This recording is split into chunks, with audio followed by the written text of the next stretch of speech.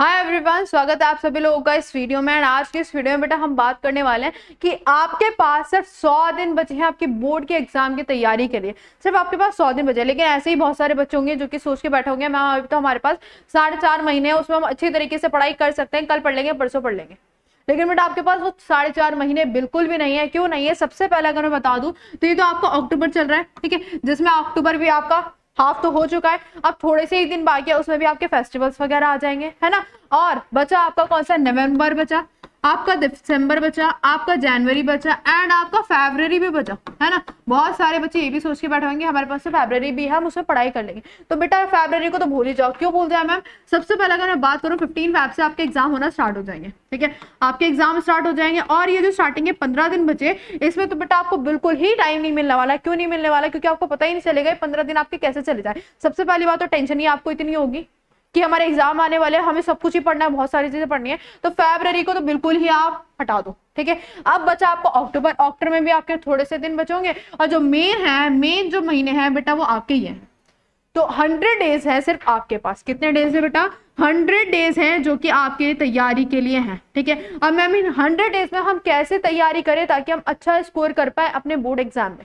तो सबसे पहले बेटा आपको 3 चीजें होनी जरूरी है। 3 चीजें मैम क्या? सबसे पहले आपको रियलाइजेशन होना चाहिए कि हाँ अब मुझे पढ़ना है, अब मैंने बहुत वो कर लिया, अब मुझे सीरियसली क्या करना है? पढ़ना है। अब मैं ये नहीं करूंगा कि मैं कल पर टाल दूं, परसों पर टाल दूं, अब मुझे आज से ही पढ़ना है, ठीक है। अगर ये रियलाइजेशन होने के बाद आप क्या बनाएंगे? अपना गोल बनाएंगे कि मुझे किस हिसाब से पढ़ना है, कौन सा चैप्टर में पहला करूं, कौन सा चैप्टर में बाद में करूं, ठीक है। अब गोल बनाने के बाद आप क्या करेंगे? एग्जीक्यूशन करेंगे। उसको क्या करेंगे? एग्जीक्यूशन करेंगे। एग्जीक्यूशन मतलब अप्लाई करेंगे, ठीक है। अब उसको आप क्या करेंगे? कल से अप्लाई। आज आपने गोल बना लिया, कल से उसको क्या कर देंगे? अप्लाई करना स्टार्ट कर देंगे। अब कैसे गोल बनाएंगे मैम?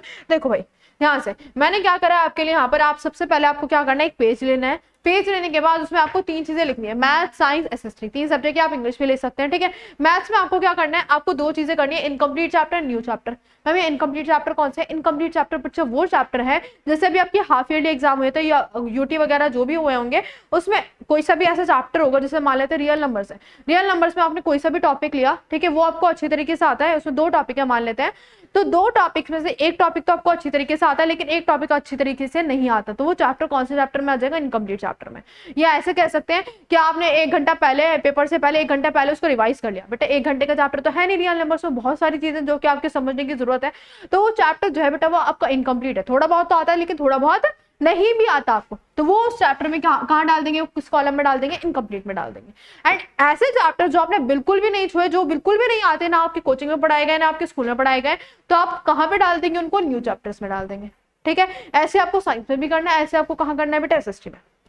अब आपको क्लैरिटी आ गई कौन से चैप्टर में आपको कितना ज्यादा पढ़ना है। जैसे कि मान लेते हैं रियल नंबर से ले लेते हैं, ठीक है, हमारे पास रियल नंबर चैप्टर है। इसमें मान लेते हैं आपको क्या आता है? आपको एचसीएफ एलसीएम वाला टॉपिक तो बहुत अच्छी तरीके से आता है, ठीक है, एचसीएफ एलसीएम वाला बहुत अच्छी तरीके से आता है। एंड मान लेते हैं रैशनल वाला भी आता है आपको अच्छी तरीके से, ठीक है। 2 टॉपिक तो आते हैं, लेकिन इसमें एक और टॉपिक है।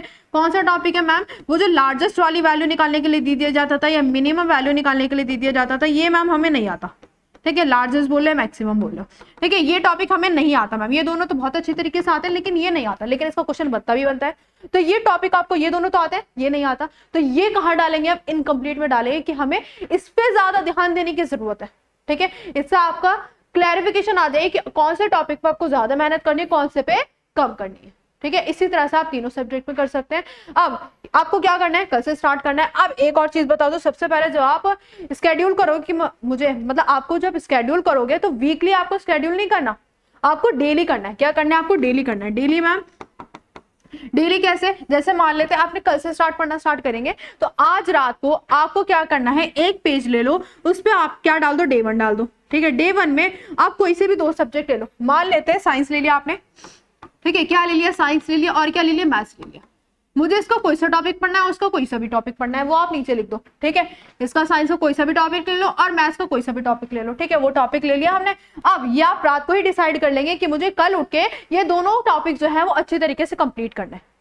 ठीक है। तो आप डेली बनाओगे तो आपको मोटिवेटेड आप फील करो कि हाँ मुझे करने ही करने हैं, ठीक है, क्योंकि वीकली नहीं हो पाता। मुझे ही पता है बहुत सारी चीजें आ जाती है, हमें नहीं पता होता वीकली में क्या हो जाए, हमारे साथ कौन सा इंसिडेंट हो जाए, ठीक है। तो आपको डेली बनाना है, ठीक है, डेली आपको स्केड्यूल करना है। रात को सोने से पहले आप ये सोचकर बैठेंगे कि आपको मुझे जब मैं नेक्स्ट डे उठूंगा तो मुझे कौन से 2 टॉपिक जो है वो कंप्लीट करना है। ऐसे आप डे 2 का भी कर सकते हैं। आपने साइंस उठा ली, अब SST प्लस मैथ्स उठा लो, ठीक है, SST प्लस क्या उठा लो, मैथ्स उठा लो। लेकिन मैथ्स जो है वो आपको डेली उठानी है, मैथ्स आपको डेली करनी है, क्योंकि मैथ्स जो है वो प्रैक्टिस मांगती है। जितनी ज्यादा प्रैक्टिस करोगे उतनी ही ज्यादा आपको मैथ्स आई, ठीक है। ऐसे आपको डे 3 में भी करना है, ऐसे आपको डे 4 में करना है। मान लेते हैं इंग्लिश उठा ली हमने, इंग्लिश के साथ मैथ्स उठा ली, ठीक है।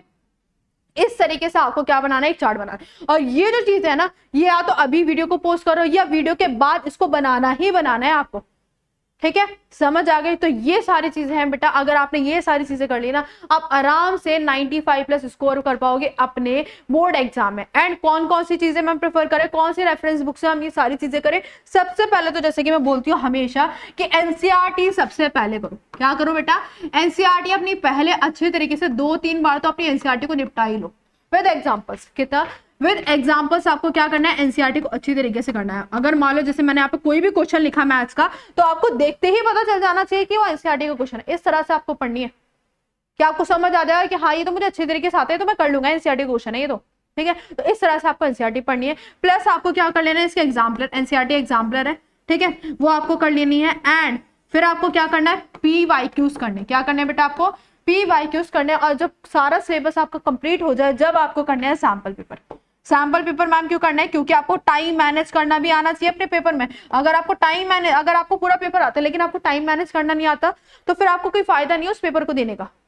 कि अगर आपको पूरा पेपर आता है लेकिन आपका आधा ही पेपर छूट गया तो कैसे कर पाओगे?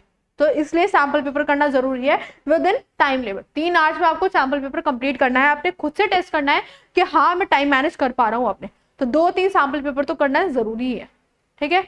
तो आई होप ये सारी चीज आपको समझ आ गई होंगी, ठीक है। एंड ये काम और करना है कि अगर जरा सी वीडियो अच्छी लगी हो तो प्लीज लाइक कर देना, कमेंट कर देना, एंड अपने दोस्तों के साथ शेयर भी कर देना और सब्सक्राइब भी कर देना चैनल को। मिलते हैं बेटा नेक्स्ट वीडियो।